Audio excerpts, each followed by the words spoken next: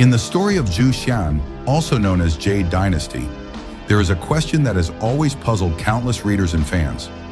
Why is it that Zhang Xiaofan and Lu Xueqi, clearly the last to marry among their generation, ended up being the first to have children? If we look carefully at the narrative, we will find that this matter is far from simple. On the surface, it may appear to be a matter of timing or even chance. But in fact, when you break down the lives, responsibilities, personalities, and even the cultivation experiences of the three main couples in the story, the answer becomes much clearer. Let us first examine who the three couples are. In the younger generation of Qingyun sect, there are three recognized pairs: Qi Hao and Tian Ling'er, Song Daren and Wen Min, and of course, Zhang Xiaofan and Lu Xueqi. Among them, Qi Hao and Tian Ling'er were the first to marry. Song Daren and Wen Min followed afterward. Zhang Xiaofan and Lu Xueqi, because of the twists and turns in their relationship and the heavy burdens they carried, only married much later. By common logic, they should also have been the last to have children. Yet paradoxically, they were the first. So how did this happen? Many readers like to joke that the reason lies in Zheng Shushu's erotic books. This, of course, is nothing more than a playful explanation, but at its core, it reveals a truth. Whether in reality or fiction, fertility is never entirely within human control. 70% depends on luck, and the remaining 30% depends on effort. Some people may try very hard and still struggle. Others, with just the right moment and the right fortune, succeed effortlessly. Zhang Xiaofan and Lu Xueqi happened to be in that latter group. But beyond luck, there were also clear, logical reasons tied to the circumstances of each couple. Let's first look at Qi Hao and Tian Ling'er. Although they married first, their path toward starting a family was anything but smooth. Their marriage came during a very turbulent period. At that time, Longshou Peak, Qi Hao's base, was in a precarious state. The rebellion of Kang Song had thrown everything into chaos, and Longshou Peak suffered heavy losses during the demon cult's attack on Qingyun Mountain. Qi Hao, newly married, had to spend most of his energy on repairing his sect's reputation, rebuilding strength, and regaining the trust of allies. In such an environment, even if he wanted to focus on family, how could he possibly have the time? And just when things were beginning to stabilize, disaster struck again. The Beast God Rebellion, followed by the Ghost King Rebellion, plunged the entire cultivation world back into endless strife. Qi Hao, as a rising representative of the younger generation, had no choice but to throw himself into battle after battle. His goal was not only to defend Qingyun sect, but also to prove to the entire cultivation world that Longshou Peak still had strength and prestige. For years, the matter of raising children could only be pushed further and further back. Even after the fall of the Ghost King, when the world briefly regained peace, Qi Hao remained burdened by responsibility. As one of Qingyun sect's core leaders, he could not relax. His energy was divided between politics, sect management, and maintaining stability among the Seven Peaks. Naturally, Tian Ling'er also had her share of responsibilities. Though she later withdrew somewhat from active sect affairs, her role as the wife of Longshou Peak's leader kept her constantly in the shadow of duty. It was only much later that she finally had her child, Qi Xiaoshuan. Next, let us turn to Song Daren and Wen Min. Compared to Qi Hao and Tian Ling'er, their situation might seem less chaotic.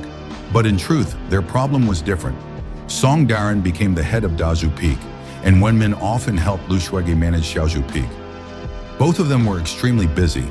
Their lives were filled with endless meetings, tasks, and responsibilities. Unlike Qi Hao and Tian Ling'er, they were not constantly fighting on the battlefield, but their energy was still consumed by the demands of leadership.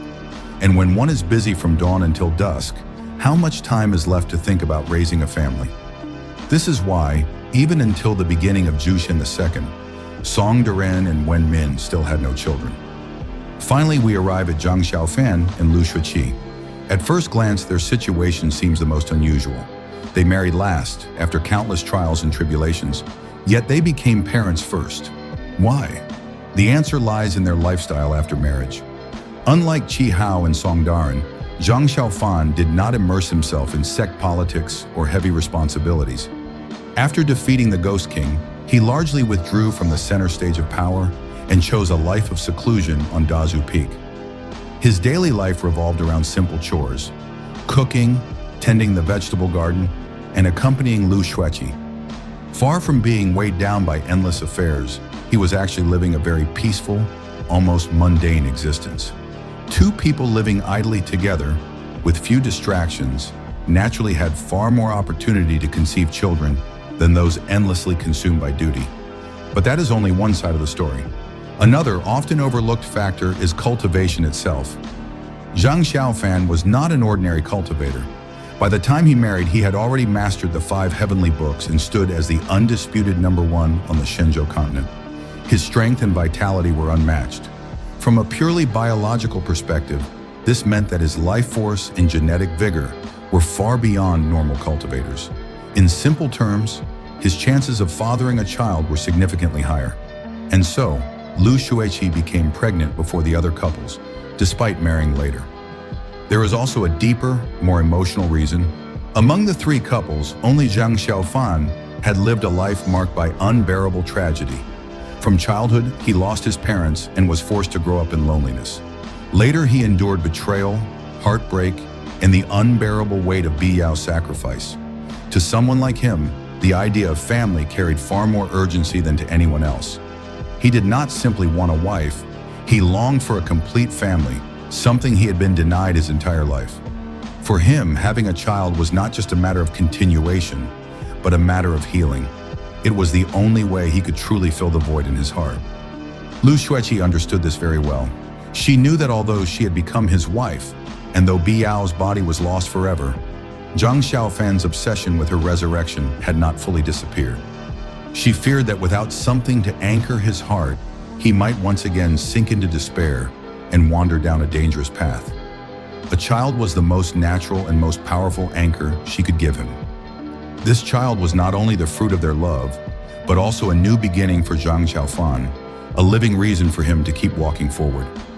Thus, when we put all these factors together, the timing of their responsibilities, the burdens of leadership, the peace of their daily lives, the strength of cultivation, and above all, the psychological and emotional needs of Zhang Xiaofan, the mystery resolves itself. Qi Hao and Tian Ling'er married first, but duty delayed them. Song Daren and Wen Min were capable, but too busy. Zhang Xiaofan and Lu Xueqi, though last to marry, were free of these burdens and driven by deeper desires. Therefore, they became the first to bring new life into the world. And in that sense, their child was not just an accident of timing, he was the culmination of Zhang Xiaofan's journey, from tragedy to love, from despair to hope, from endless wandering to finally finding home.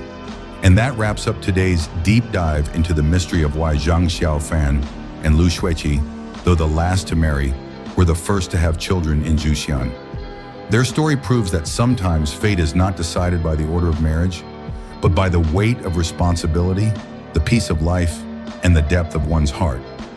What do you think about this explanation? Do you agree that Zhang Xiaofan's longing for a family was the key reason? Or do you believe luck played a bigger role? Share your thoughts in the comments below. I'd love to hear your perspective. If you enjoyed this breakdown, don't forget to hit the like button, subscribe, and turn on the notification bell so you won't miss the next discussion on the hidden details and mysteries of your favorite Donghua stories. Thank you for watching, and until next time, keep exploring the worlds of cultivation, love, and destiny.